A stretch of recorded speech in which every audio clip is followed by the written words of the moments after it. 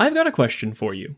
What does it take for a card to be iconic? Is it a factor of power level? Does seeing a card post up tournament results week after week bolster it as a candidate? It's hard not to draw eyes when you're sitting firmly in the top seat.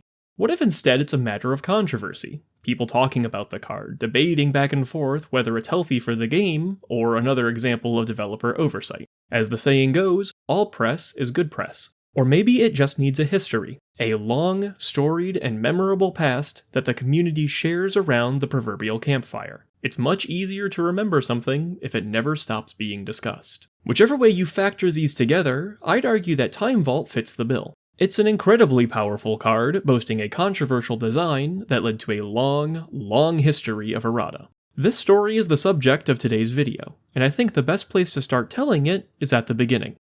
In 1993, Magic the Gathering releases its first set, Alpha.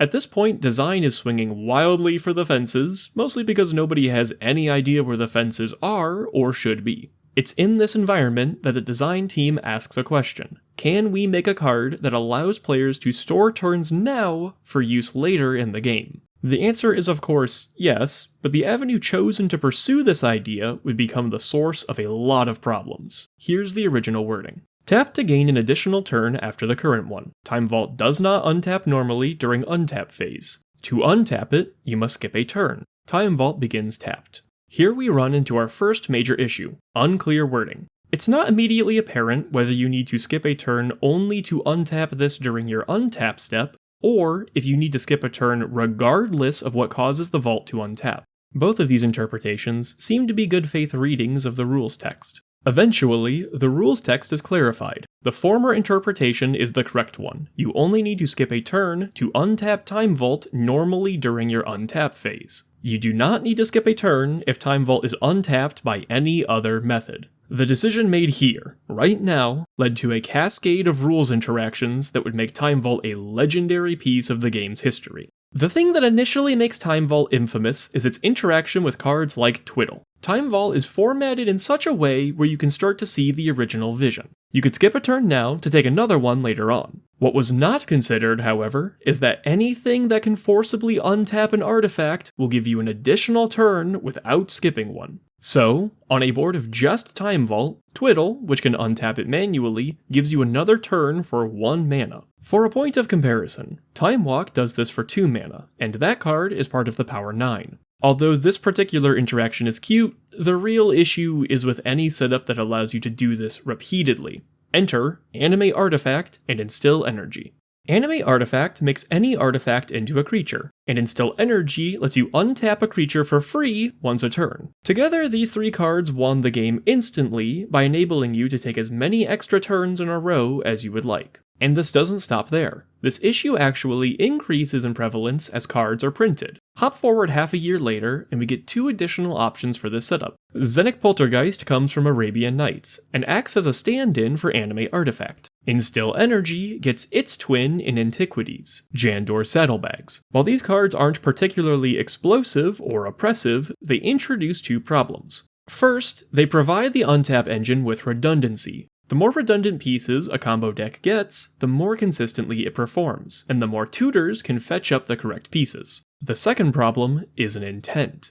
Magic R&D shows here that they would like to continue exploring the design space of tapping and untapping. They have no intention of shying away from this. If the infinite turn combo is made of Time Vault and an untap engine, then WotC made a claim here that the engines were here to stay. This means, to fix the problem, that Time Vault would be the one to go. And go it did. In January of 1994, the original DCI banned and restricted list was created. Banned cards could no longer be played, and restricted cards could only be included on a 1 copy per deck basis. Many cards were restricted for their power levels, including the Moxen, Black Lotus, and of course Time Vault.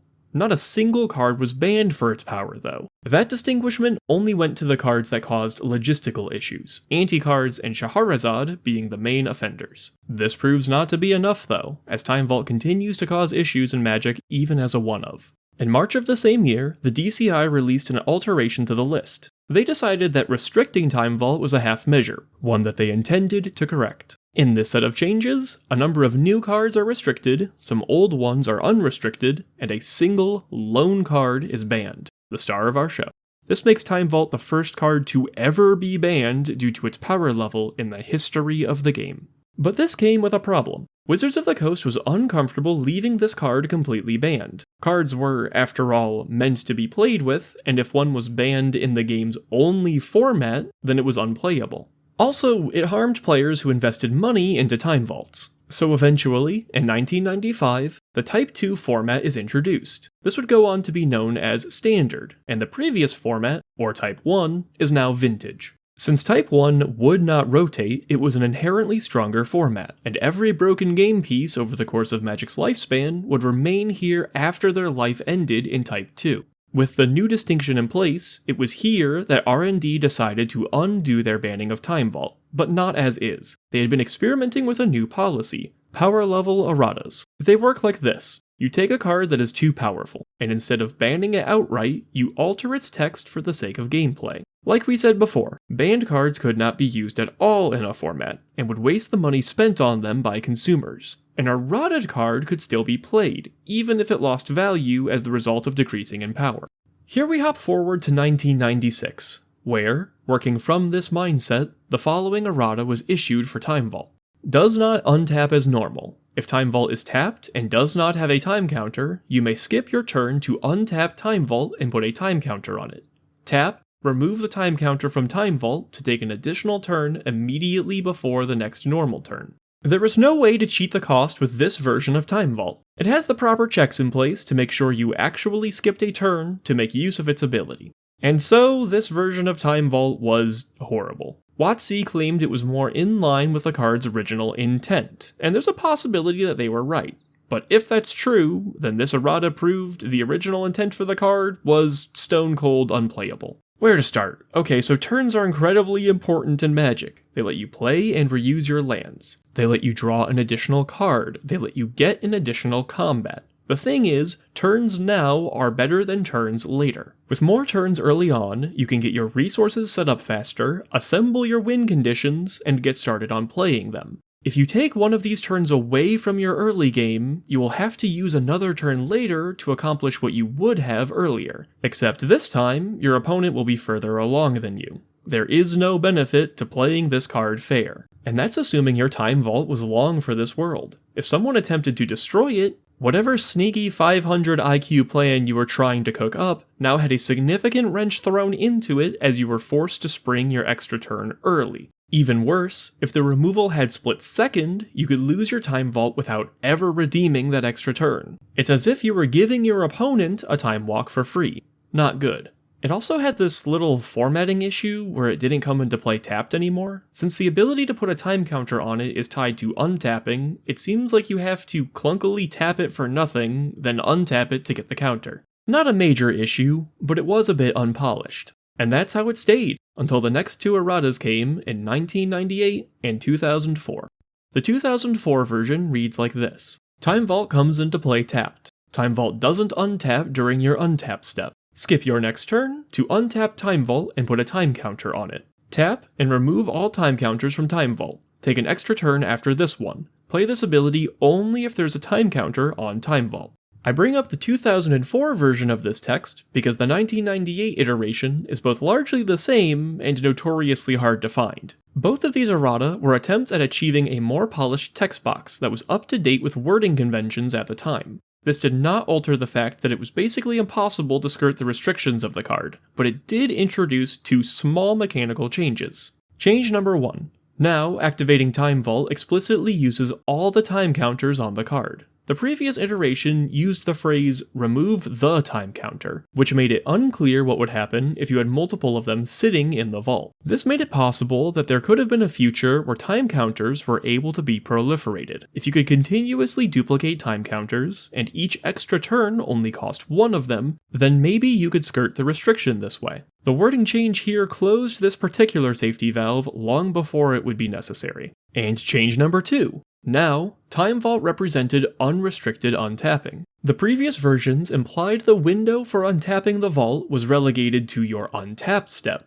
and was a triggered ability. But here, you could do it at any time as an activated ability. This Time Vault made it clear that you would be skipping your next turn, not the one you are currently untapping for. Of course, this doesn't have any application. Tapping and untapping in and of themselves cannot progress your game plan, right?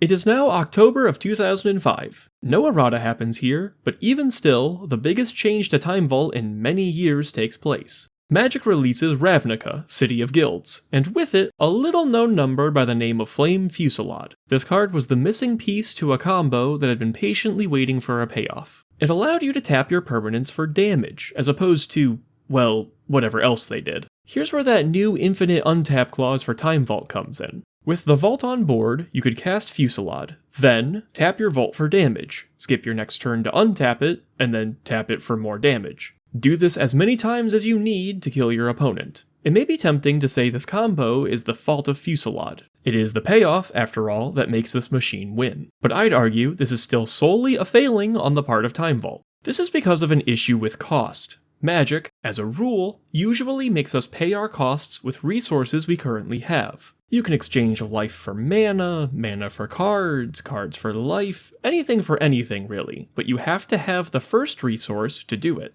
Sure, R&D drops the ball sometimes on this with how much of one resource another should cost, looking at Yawgmoth's bargain, but even in these cases, they still do require some form of payment with a finite resource. Time Vault didn't get the memo. The resource it asks you to pay with is future turns, something you have infinite of. You can pay your next 40 turns, and none of that matters if your opponent dies before you would have to take one of them. The source of the issue here is that you don't really own your future turns. You haven't made it to their upkeep, and because of this, any future turns you can pay with are basically being paid with credit. So when you can put it on your credit, you ask the question every 5-year-old asks when they learn about credit cards. Why don't you just spend $1 billion?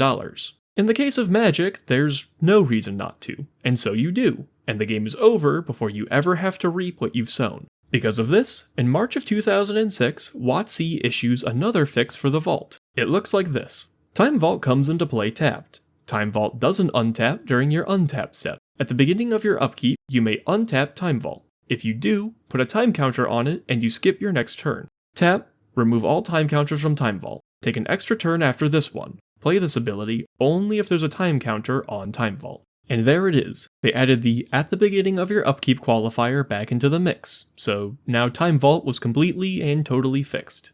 And there it sat. Comfortable. Unplayable, but comfortable. The Vault could never hurt anyone ever again. Until something strange happened. The Magic community started to complain. There was a wave of pushback against Power-Level-Erratas as a whole, a movement against how obtuse and unintuitive they were in practice. There were also players who would rather have a broken but banned Time Vault than a legal but unappealing one. For different reasons, both of these cards saw zero play, but at least one acted as a symbol of Magic's history. And this went on for a while. The player base voiced concerns, outcry, complaints, until July of that same year. At this time, Aaron Forsyth releases an article named Power-Level-Errata-B-Gone. He discusses the issues with power-level-erratas in general, and how WotC wants to make a direct effort to redact and move away from them as a practice. This article talked about all the different cards that would be coming back from their long vacations with alternate card text, and which ones would be remaining in their new homes due to being reprinted with their new text. Since Time Vault was on the reserved list, it had never been reprinted. This meant that finally, after 13 long years, it was time for Time Vault to come back to psych!